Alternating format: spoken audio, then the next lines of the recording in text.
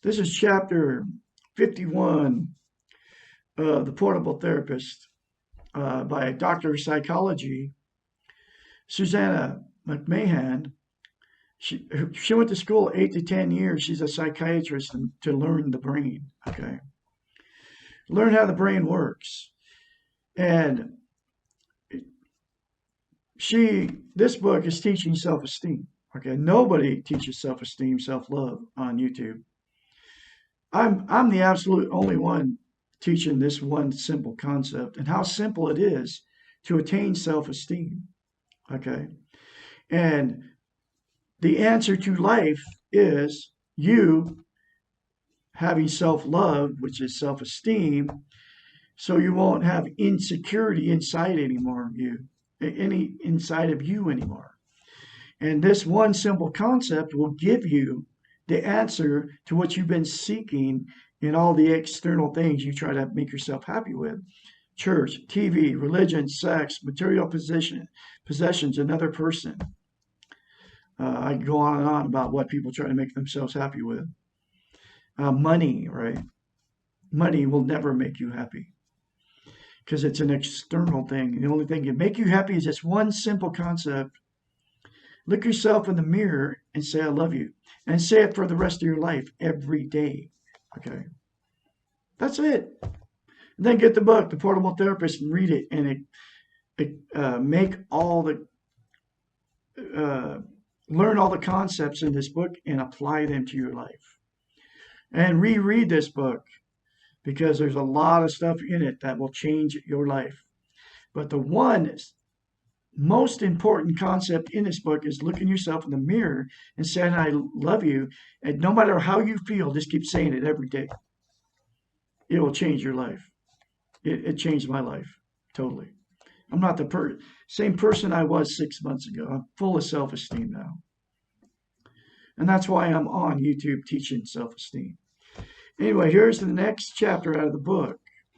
Now I'm going through chapter by chapter of this book, and you can continue to watch me and subscribe, share, and like my videos because this is very, very powerful, life-changing information. Okay? Chapter 51. I sometimes have crazy thoughts. Does this mean I'm crazy? We are all crazy to some degree. Being human means being somewhat crazy. Creativity is a more acceptable word for craziness. Creative means being outside the norm, outside of the box, outside of the Western model. We know that true genius means seeing the world in a different way, in a crazy way.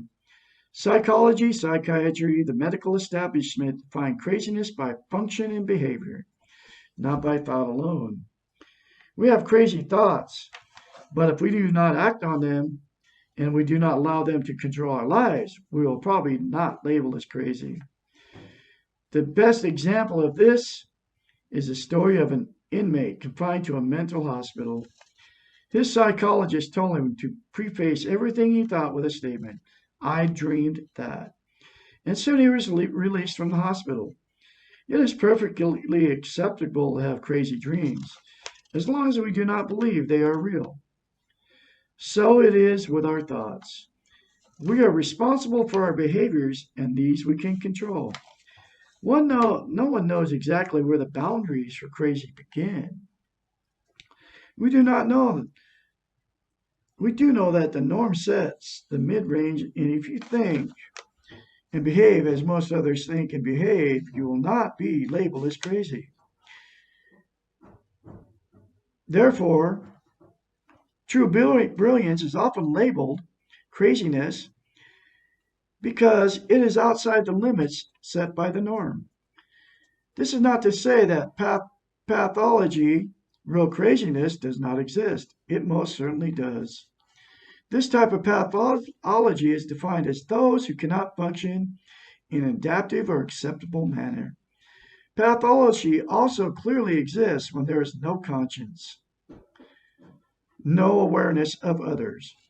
We have discussed the dangers of being too aware of others to the point of excluding the self. But there is a balance between being too aware of others and not at all aware of others. Both ends of this continuum result in being labeled a form of crazy. Being too aware of others is a sickness called codependent. Being not at all aware means being psychotic or narcissistic. The difference between being psychotic or being neurotic, having a personality disorder, depends on the degree to which we function in the world. If we can function well in some capacities, i.e., work, but not in others, i.e., relationships, we are labeled as having a personality disorder. If we cannot function well in any capacity due to pervasive illness such as paranoia or schizophrenia, we're labeled psychotic. If we do not have the horsepower to function at all, we are labeled mentally deficient. If we function brilliantly but differently, we are called eccentric or genius. There are labels for everything outside the norm. Even normal is a label. At some time or the other, you will have crazy thoughts. Recognize that your thoughts are like your feelings, not in your control. But what you do with these thoughts, whether you choose to act on them or not, is in your control. Do not be afraid of your crazy thoughts.